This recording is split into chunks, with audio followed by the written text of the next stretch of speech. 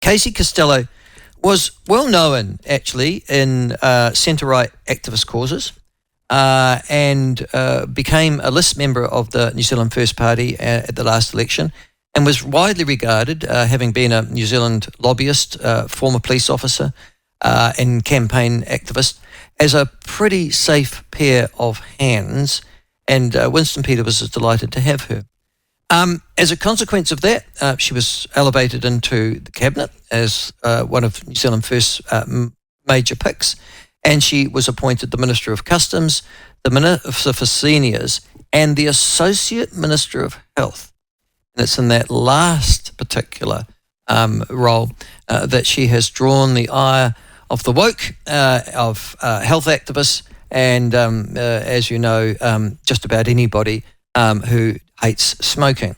Although I suspect that she always had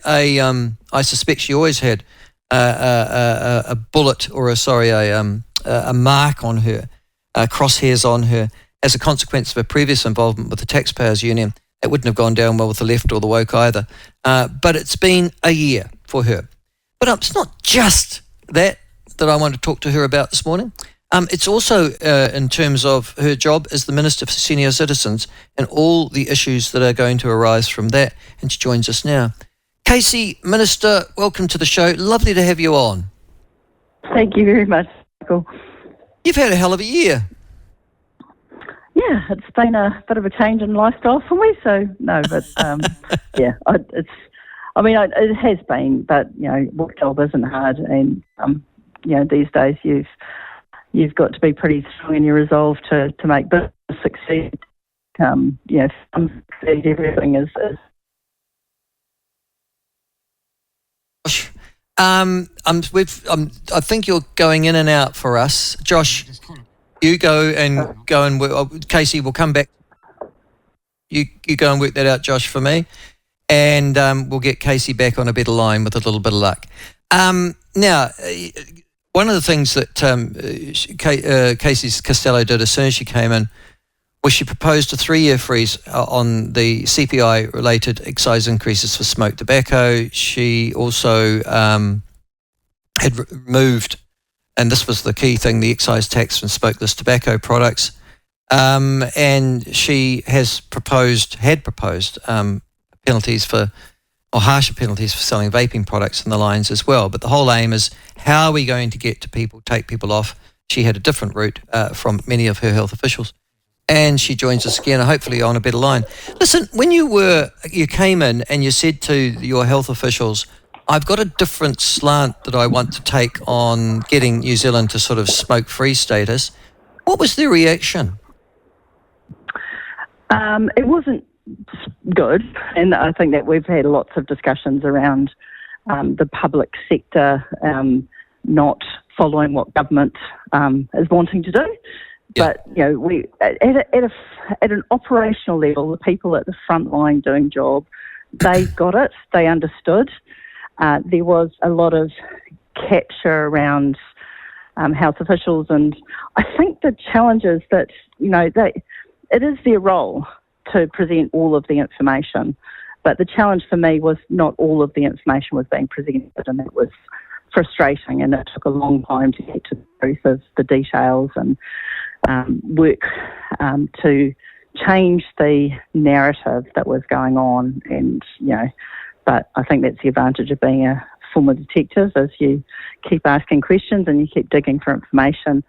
So it's frustrating, but we got there. Okay, so and you also got plagued by a whole series of leaks as well, coming out of relatively senior management or policy positions of the Ministry of Health. That must have caused you personally to lose faith at some point, surely. Who can I trust? Who can I not? Yeah, and that was, so you have to change, and you pivot, you change, you analyse, you challenge, you question, you read everything.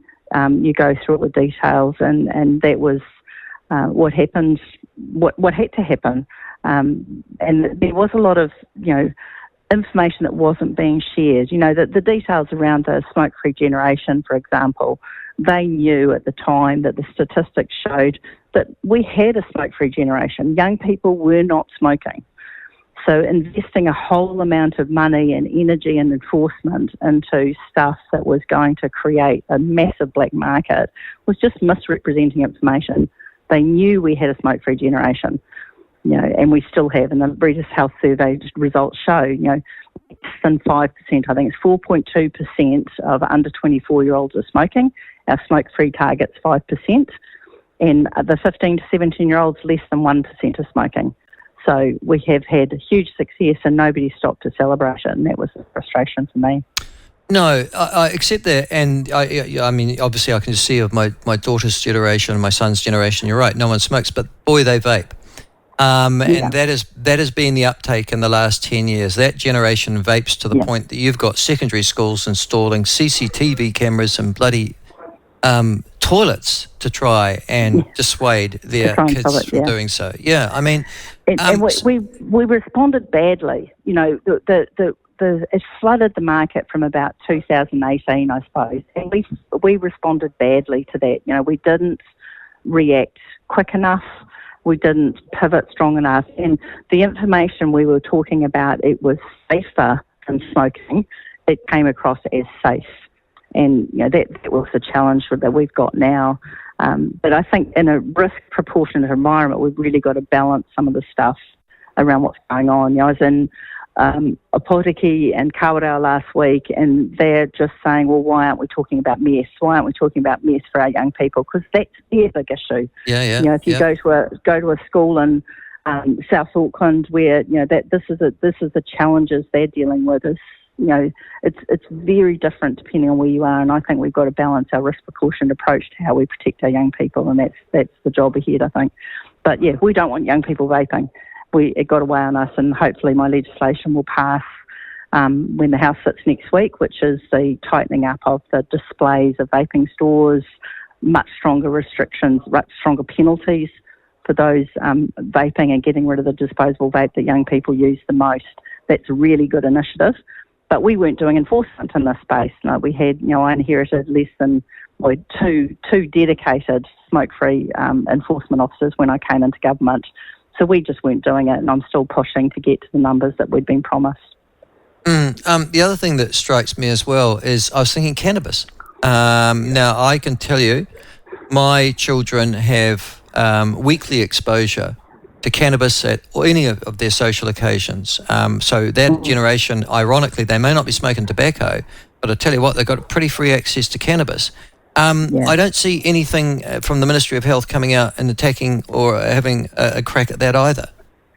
Yeah, and this is the thing, is we've got to be realistic about the harms and the risks that are being caused to our young people in this environment. The methamphetamine impact on our young people, the cannabis impact on factors like depression. There's real serious conversations we'll be having. I think that's we have again about this risk proportionate. What is the harm, and how much do we need to invest in? And these aren't just health issues; these are social issues. So we need to be looking at it broadly. And that's really what I find, that I have this massive advantage because I have police, I have customs, I have health, I have these multiple portfolios where I get to pull levers and leverage, which has been, such a fantastic opportunity to actually make some change. Okay. You're also the Minister of Senior Citizens, which intrigues me. And every month or so, I get a newsletter from Te Tāri Kaumatua, very heavy Maori pronunciation, and then under it in small letters, Office for Seniors. Can I just say, before we go on to your job as the thing, I thought we were meant to be changing all the government departments back so that the English language was at the front. Yes, we are working through this, but I'm not prepared to spend a whole lot of money on rebranding and changing logos and all those sort of things. So, yes, we're working through it. We'll get there. As you can appreciate, it's not something that I'm happy about. But, we'll get there, and that's, it just seems to be that they're giving you the... Yeah, but they're just giving you the fingers. I'm looking right now at my seniors newsletter, and there it is on the right-hand side. It's a Maori motif for the Office of Seniors, and then there is Te Tāri Kaumatua. That's their online platform. Yeah, that's right. And then Office for Seniors is in small little English language underneath it, nowhere near as important, and obviously in an inferior space. And I'm going, who are you meant to be talking to?